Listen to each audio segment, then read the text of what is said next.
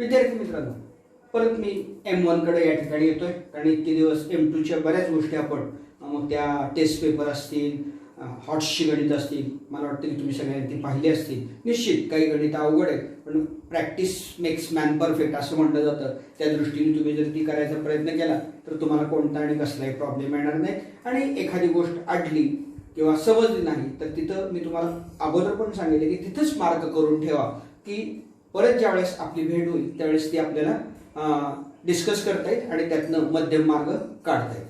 आता या ठिकाणी प्रोबॅबिलिटीकडे जात असताना it is the branch of mathematics. आज सगळ्यात महत्वाचा भाग जर मॅथमॅटिक्स मधला वापरात कोणता असेल व्यवहारामध्ये तो प्रोबॅबिलिटीचा या ठिकाणी.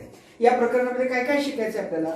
What is mean by probability, that is the introduction, then sample space and event, random experiment and its outcome and probability of the event. आता या ठिकाणी 113 पान आपल्या पुस्तकाचं, त्याच्यावर जर तुम्ही डिस्कशन पाहिलं तर या ठिकाणी त्या शिक्षकांनी एक बॉक्स केलेला आहे आणि त्या बॉक्समध्ये वेगवेगळ्या औषधी वनस्पतींच्या चिठ्ठ्या या ठिकाणी टाकलेल्या आहेत आणि विद्यार्थ्यांना ते सांगतायत की तुळस असं लिहिलेली चिठ्ठी ही कुणाला येते ती बघायचे.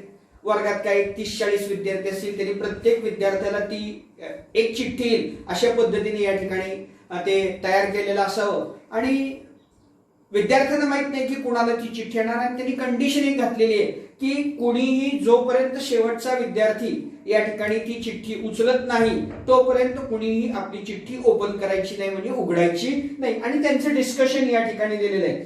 मी या सगळ्या डिस्कशन मध्ये we use the following words to express possibility in daily conversation, that is probable, maybe, impossible, sure, nearly, 50-50. हे सहजपणे आपण या ठिकाणी शब्द रोजच्या व्यवहारामध्ये वापरतो किंवा आपल्याकडनं वापरले जातात. उदाहरणार्थ समजा तुमचं आणि मित्राचं बाहेर जाण्याचं ठरलं असेल आणि तुम्हाला काही काम आहे असं जर लक्षात आलं तर तुम्ही अगदी लगेच सांगता, अरे माझा चान्स 50-50% बरं का, मला जर घरामध्ये आईने किंवा वडिलांनी थांबायला सांगितलं तर मला घरामध्ये थांबावं लागेल आणि मला काही येता येणार नाही, त्यामुळे माझा चान्स 50-50% आहे. म्हणजे इथं काय झालं, तुम्ही जाण्याची पॉसिबिलिटी तुम्ही तुमच्या मित्राला सांगितलेली आहे की मी येणार हे गृहीत धरू नको, आलो तर येईनच पण नाही आलो तर राग मानू नको, असं त्यातनं अर्थ या ठिकाणी झाला.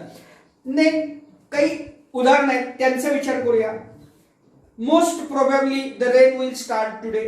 आभाळ समजा आलेला आहे तर आपलं सहज वर्गामध्ये आपण बाहेर बघतो की शाळा लवकर सुटणार आहे, पाऊस येणार आहे, पण याच्यामध्ये शक्यता असते की ते आभाळ निघून पण जाऊ शकतं आणि ते पाऊस पण पडू शकतो. म्हणजे आपल्या दृष्टीने काय झाला, त्या ठिकाणी पॉसिबिलिटी झाली. आभाळ आलेलं आहे, ढग काळे जमा झालेले आहेत, पण पाऊस पडेल याची गॅरंटी आता आपल्याला सांगता येत नाही. The inflation is likely to rise. Inflation त्याला मराठीमध्ये या ठिकाणी असा शब्द आहे की चलनवाढ. चलनवाढ ही वाढतच जाणार आहे, शक्यतो कमी होणार नाही. ती मे बी राईज, कदाचित वाढू शकेल, कदाचित कमी होऊ शकेल, आपण फर्म असं काही सांगू शकत नाही. It is impossible to defeat Indian cricket team in a next match, हे आपण सांगू शकतो, पण याच्यामध्ये गॅरंटी नाहीये की इट इज इम्पॉसिबल भारताला हरवणं पुढच्या मॅच मध्ये. आता IPL सुरू होईल, या वेगवेगळ्या टीम मध्ये बेटिंग जे चालतं ते याच पद्धतीने या ठिकाणी चाललेलं असतं. It will surely get first class ही, असं आपण म्हणू शकतो की वर्गातला एखादा मुलगा काय नाही तो पहिला येईल किंवा फर्स्ट क्लास त्याला त्या ठिकाणी मिळू शकेल. म्हणजे मिळू शकतो, अजून त्याला मिळालेला नाही. There is a possibility. And last, there is no possibility of polio infection if child is given the polio vaccine in a time. आपण सगळ्यांनी वय वर्ष 1 ते वय वर्ष 3, 0 ते 3 किंवा 5 वर्षापर्यंत हे वॅक्सिन सगळ्यांनी घेतलेलं आहे आणि आता भारतामध्ये पोलिओ मुक्त झालाय असं म्हणतोय, पण कधीतरी आपण पेपरला बातमी वाचतो की पोलिओ झालेला आहे, पोलिओची लागण झालेली आहे. म्हणजे आपण या गोष्टी प्रोबॅबल सांगू शकतो. या सांगत असताना या गोष्टीमध्ये कुठेही आपण या ठिकाणी त्या फर्म आहेत किंवा ही काळ्या दगडावरची रेग आहे की भारतातून पोलिओचं उच्चाटन झालेलं आहे असं आपण सांगायचं धाडस करत नाही. There is a chance 0.001% that a man or a boy suffers from polio, अशा पद्धतीचा चान्स तो असू शकतो.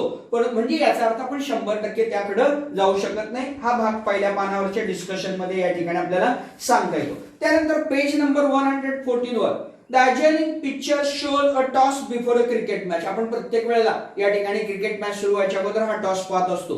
What is possibility, either there is head or tail. या पद्धतीने आपल्याला सांगता येतं. तिथं तुम्हाला त्याचे उत्तर लिहिता येतात. किंवा आपल्याला सांगता येईल हेड असेल तर एक पॉसिबिलिटी, टेल असेल तर एक पॉसिबिलिटी, म्हणजे there are only 2 possibilities, either head or tail. फक्त सिनेमामध्येच नाणं आपण सरळ पडलेलं किंवा उभं पडलेलं पाहतो. अदरवाईज नाणं एकतर या ठिकाणी टेल दाखवतं किंवा हेड दाखवतो. त्यानंतर एक ऍक्टिव्हिटी दिली, त्याचा विचार करूया. Let each student in your class toss a coin once. What will you get? Teacher write the observation on a board in a table. Possibilities कोणत्या पॉसिबिलिटी आहेत, एक तर हेड आहे किंवा टेल आहे. मग शिक्षक काय करतील, एक रोल नंबर प्रमाणे 1 2 3, 1 ला हेड आलेला आहे, 2 ला टेल आलेला आहे, आणि मग सगळ्यात मिळून मग वर्गामध्ये किती जणांना हेड मिळालं आणि किती जणांना टेल मिळालं, अशा पद्धतीचा एक ग्राफ किंवा अशा पद्धतीचा एक टेबल ते तयार करतील. त्यानंतर आता दुसरी activity, ask each student to toss the same coin twice. आता प्रत्येक मुलाला ती कॉइन 2दा टॉस करायला सांगितली. आता या वेळेला काय येईल, एक तर दोन्ही याच्यावर हेड येईल, एक तर दोन्ही याच्यावर टेल येईल.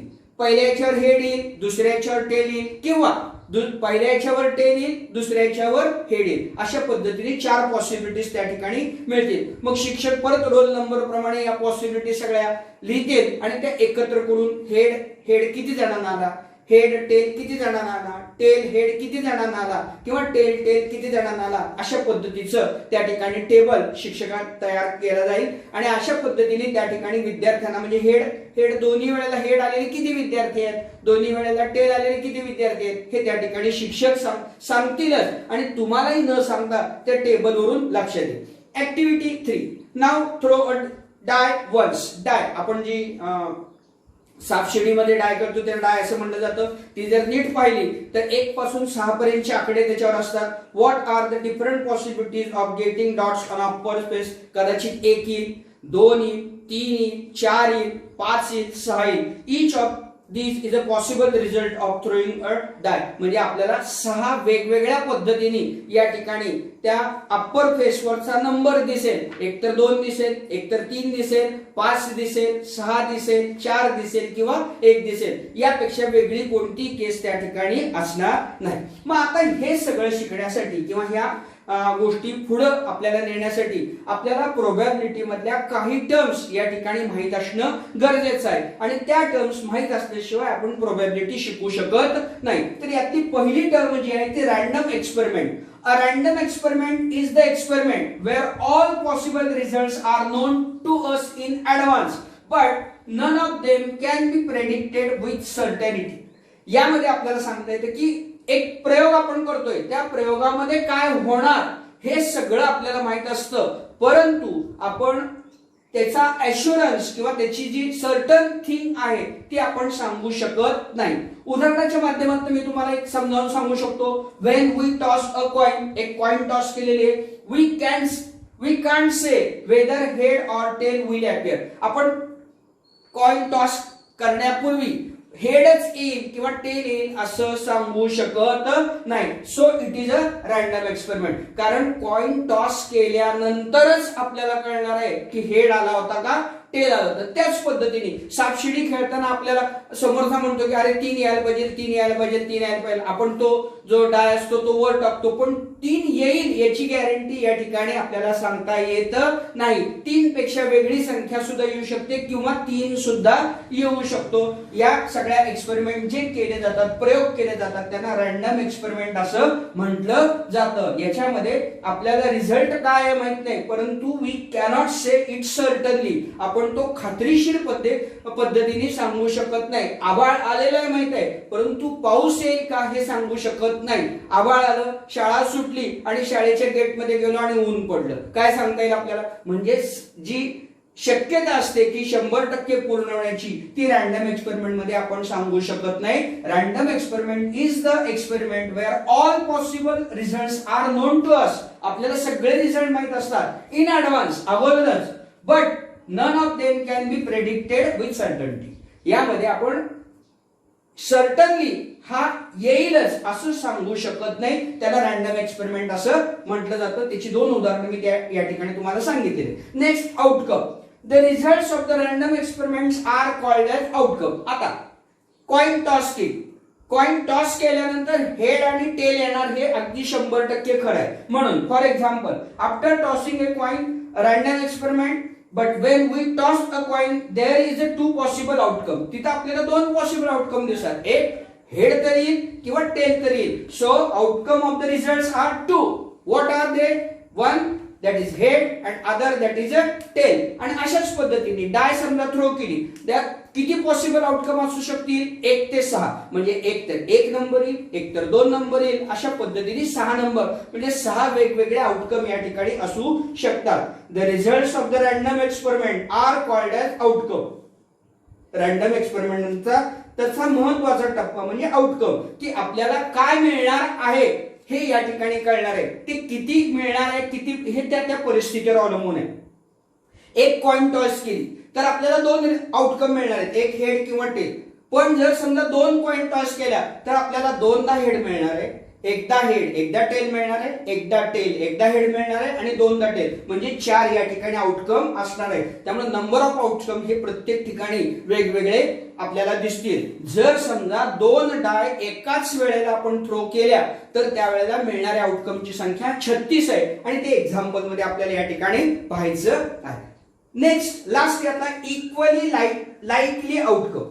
If we have no reason to believe that one is more likely to occur, then the events are said to be equally likely outcome. पहिल्यांदा आपण एक्झाम्पल समजून घेऊया, म्हणजे तुम्हाला त्या अर्थ पूर्णपणे त्याचा वाक्याचा लक्षात येईल.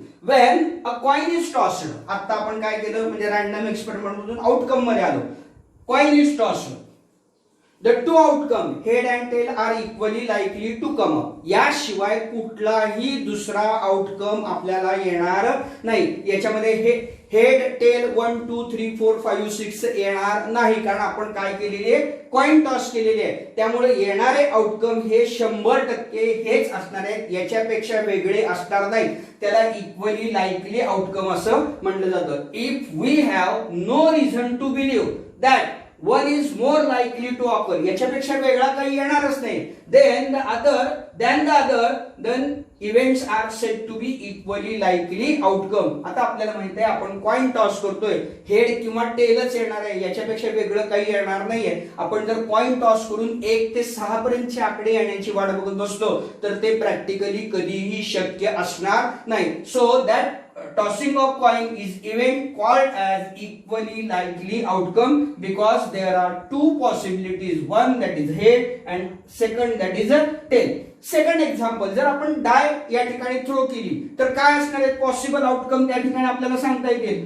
1 2 3 4 5 and 6. आता इथं या ठिकाणी हेड आणि टेल असणार नाही, कारण आपण काय थ्रो केलेली आहे, डाय थ्रो केलेली आहे. त्यामुळं येणारा आउटकम म्हणजे इक्वली लाईकली आउटकम काय असणार आहे, 1 to 6 असणार आहे, याच्यापेक्षा वेगळं काहीही त्या ठिकाणी असणार नाही. तर अशा पद्धतीने या ठिकाणी या गोष्टी सगळ्या आपल्याला अभ्यासाच्या दृष्टीने महत्वाच्या सांगता येतात. यानंतर पुढच्या भागामध्ये आपल्याला प्रॅक्टिस सेट 5.1 कडे या ठिकाणी जायचे.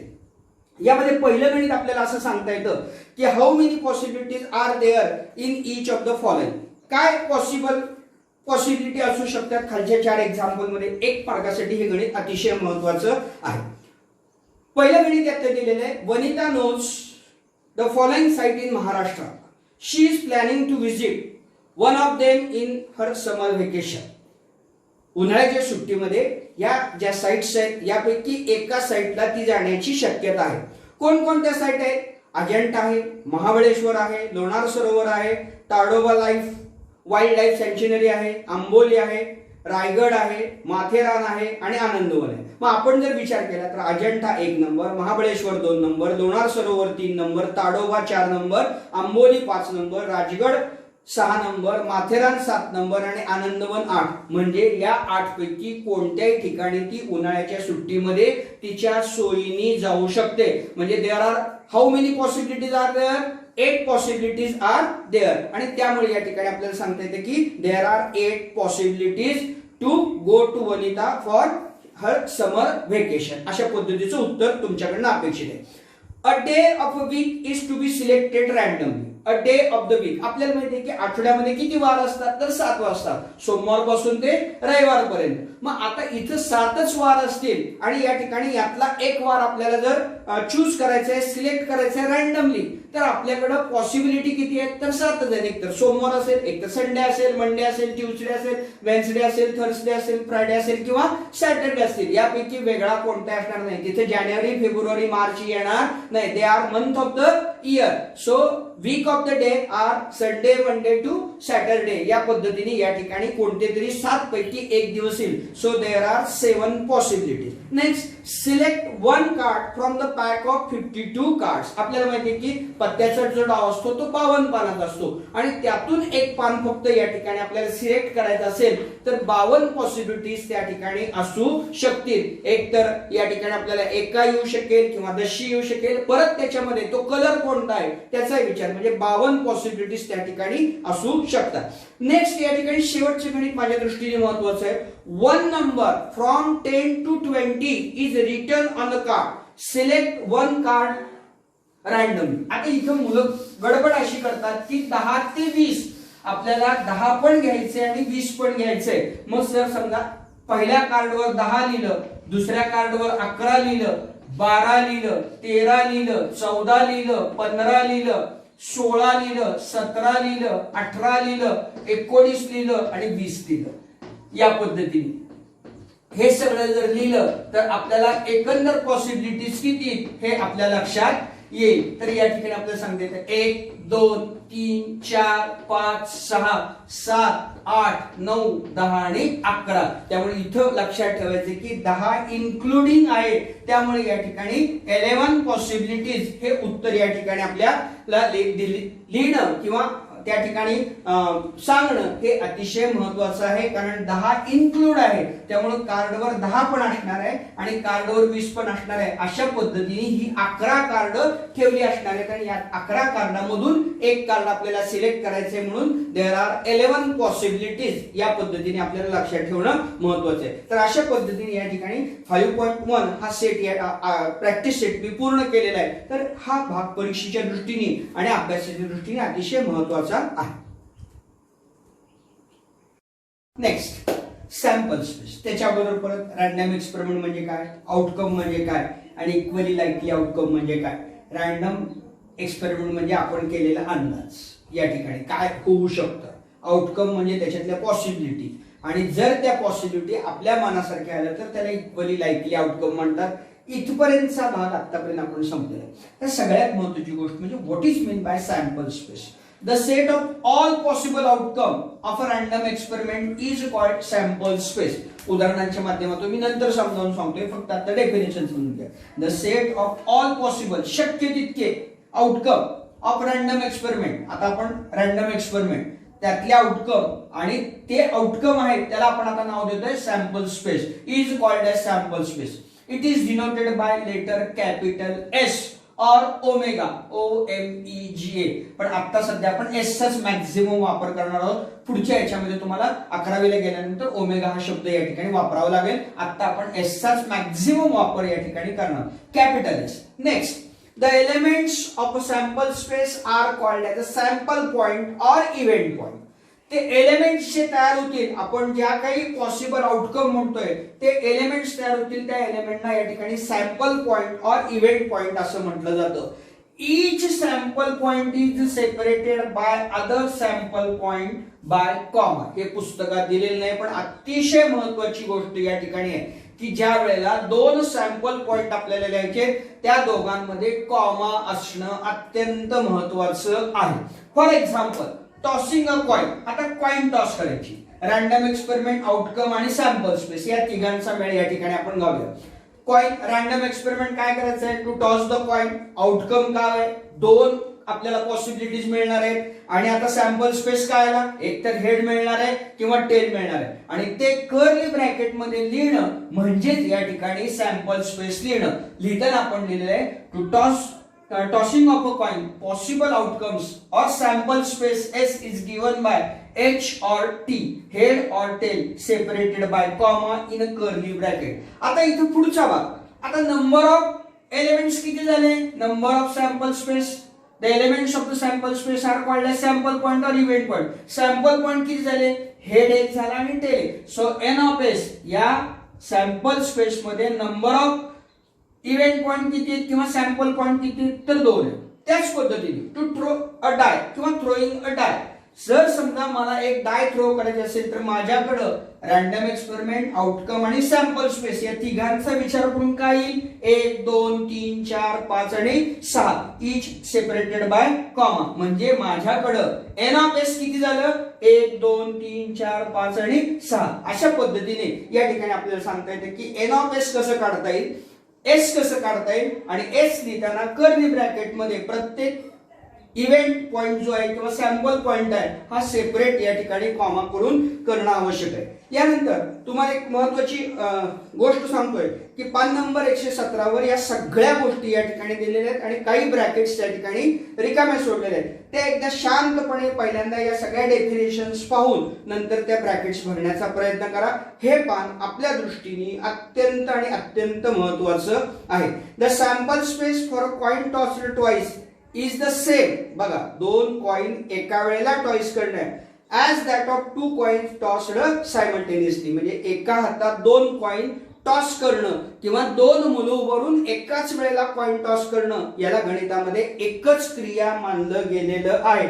The same is true for 3 coins. आता बघा 3 कॉइन्स काही मी एकटा टॉस करू शकणार नाही, म्हणून मी आणि 2 किंवा तिसरा किंवा एकाने 2 घेतले एकाने घेतले तर तो सगळा इव्हेंट हा एकच असतो. म्हणजे एकाने 2 कॉइन टॉस केल्या काय आणि 2 वेगवेगळ्या विद्यार्थ्यांनी कॉइन टॉस केल्या तरी त्याच्या आउटकम मध्ये कोणताही फरक पडत नाही. The sample space for a die rolled twice is same as 2 dice rolled simultaneously. 2 die आपण मोठे काही खेळ असेल लुडोचा वगैरे तर त्यावेळेला 2 त्या ठिकाणी डाय वापरतो त्यामुळे या ठिकाणी त्या दोघांची बेरीज. पण ह्याचा सॅम्पल स्पेसचा जेव्हा विचार करतो त्यावेळेला त्या सेपरेट टाकणं आणि एकाच वेळेला टाकणं याचा गणिताच्या दृष्टीने अर्थ एकच आपल्याला या ठिकाणी मिळतो किंवा सांगता येतो. आणि याच्यानंतर आता आपण प्रॅक्टिस सेट 5.2 कडे निघणार आहोत किंवा जाणार आहोत. त्या मार्गावर आपण आता प्रवासाला सुरुवात करणार आहोत. प्रॅक्टिस सेट 5.2 ही सगळे एक्झाम्पल 1 मार्कासाठी आणि 2 मार्कासाठी महत्वाची. या प्रकरणामध्ये जेवढी काही गणित आहे ती सगळीची सगळी परीक्षेच्या दृष्टीने महत्वाची आहे. एकही मार्क या प्रकरणातला आपला गेला नाही पाहिजे. पहिले गणित आहे, for each of the following experiment write sample space S लिहायचे and the number of sample point N of S आपल्याला लिहायला सांगितले. पहिलं एक्झाम्पल काय लिहिलेलं आहे, 1 coin and 1 die are thrown simultaneously. आता एक कॉइन या ठिकाणी जर थ्रो केली तर त्याचा सॅम्पल स्पेस येईल एच आणि टी. एक डाय जर थ्रो केली तर त्याचा सॅम्पल स्पेस येईल या ठिकाणी 1 2 3 4 5 आणि 6. परंतु इथं आपल्याला एक महत्वाची गोष्ट सांगितलेली आहे की ह्या दोन्ही गोष्टी एकाच वेळेला थ्रो केलेल्या आहेत आणि त्याच्यामुळं आपल्याला असं वेगवेगळं लिहिता येणार नाही. या दोन्हींचा एकत्र सॅम्पल स्पेस आपल्याला लिहायचा आहे. तो लिहित असताना फारसा डोक्याला त्रास न करता एस बरोबर या ठिकाणी एच घ्यायचं, H1 H2 H3 H4 H5 आणि H6 या पद्धतीने सगळं लिहिणं गरजेचं आहे. आणि त्याच्यानंतर या ठिकाणी T1 T2 या पद्धतीने T6 पर्यंत लिहिणं आवश्यक आहे. आणि हे लिहिताना या ठिकाणी 2 घटक घेतोय त्यामुळं ब्रॅकेट मध्ये लिहिलं तर ते जास्त चांगलं आहे. H1 आता इथं कुठेही मध्ये कॉमा द्यायचा नाही. H2 H3 H4 H5 H6 हे पूर्ण झालं. त्यानंतर 10 T1 T2 T3 T4 T5 and T6 या ठिकाणी कर्ली ब्रॅकेट पूर्ण करायची. 1 2 3 4 5 6 आणि खालचे 6. So n of s is the number of elements is equal to 12 and that is the answer. परीक्षेमध्ये जर समजा 1 मार्काला हा प्रश्न विचारला, अर्धा मार्क याला असू शकतो आणि अर्धा मार्क याला असू शकतो. अशा पद्धतीने 1 मार्क या ठिकाणी आपल्याला भेटतो. हे वेगवेगळं झालं, पण आपल्याला सायमल्टेनियसली हा शब्द वापरल्यामुळे एकाच हातामध्ये कॉइन पण घ्यायचे आणि डाय पण घ्यायचे. त्यावेळेला अशा 12 पॉसिबिलिटीज या ठिकाणी असू शकतील. तर हे एक महत्त्वाचं गणित आपल्याला या ठिकाणी सांगते. दुसरं गणिताचा विचार ज्यावेळेला करतो, 2 डिजिट नंबर, 2 अंकी संख्या तयार करायची, are form using digit 2, 3 and 5.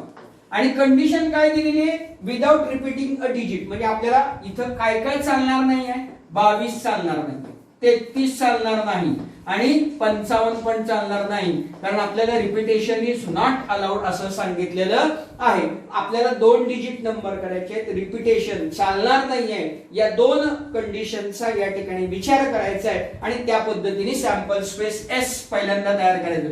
So S is equal, पहिला नंबर काय येईल, 2, 3, 23 झाला. नंतरचा नंबर 2 घेऊन 25 झाला. आता 2 चे नंबर संपले, 22 आपल्याला घेता येत नाही, 23 घेतला, 25 घेतला. आता 2 सोडून द्या, 3, 2 म्हणजे 32, 33 चालणार नाही आणि पुढचा नंबर असेल 35. त्यानंतर आता 2 संपलं, 3 संपलं, 5 चा विचार करूया. 5 आणि 2 52, 5 आणि 3 53, 55 आपल्याला चालत नाही कारण आपल्याला रिपिटेशन इज नॉट अलाउड म्हणलेलं आहे. मग आता किती नंबर झाले, 1, 2, 3, 4, 5, 6. N of S is equal to 6. अशा पद्धतीने या ठिकाणी तुम्हाला परीक्षेमध्ये जर उत्तर प्रश्न विचारला तर त्याचं उत्तर हे या पद्धतीने अतिशय महत्वाच्या टिप्सचा मी सांगितलेला वापर करून लिहिणं गरजेचं आहे. इथं कुठेही कॉमा विसरायचा नाही. ज्या वेळेला तुम्हाला 40 पैकी 40 मार्क पडतात आणि रिचेकिंग करायच्यासाठी तुमचा पेपर येतो, त्यावेळेला असल्या बारीक बारीक गोष्टी या ठिकाणी पाहिल्या जातात. आपण समोरच्या माणसाला आपल्यामधून चूक काढण्याचा कोणताही चान्स द्यायचा नाही.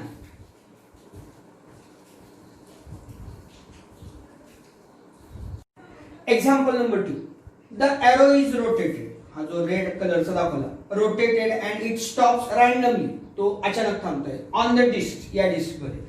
Find out on which colour it may stop. आपल्याला माहित नाही कधी थांबणार आहे तो आणि आपल्याला कोणत्या कलरवर तो थांबेल अशा पद्धतीचा सॅम्पल स्पेस आणि number of S, number of sample points या ठिकाणी काढायला सांगितले. So S is equal to, आता तो रेड वर थांबू शकतो, तो ऑरेंज वर थांबू शकतो, तो येलो वर थांबू शकतो, तो ब्ल्यू वर थांबू शकतो, तो ग्रीन वर थांबू शकतो किंवा तो पर्पल वर थांबू शकतो. कुठल्याही कलरवर तो या ठिकाणी थांबू शकतो. म्हणजे समजा जर रेड पासून सुरू केलं तर 1, 2, 3, 4, 5, 6, 1, 2, 3, 4, 5 आणि 6. So n of S is equal to 6. कारण आपल्याला माहित नाही तो कुठं थांबणार आहे.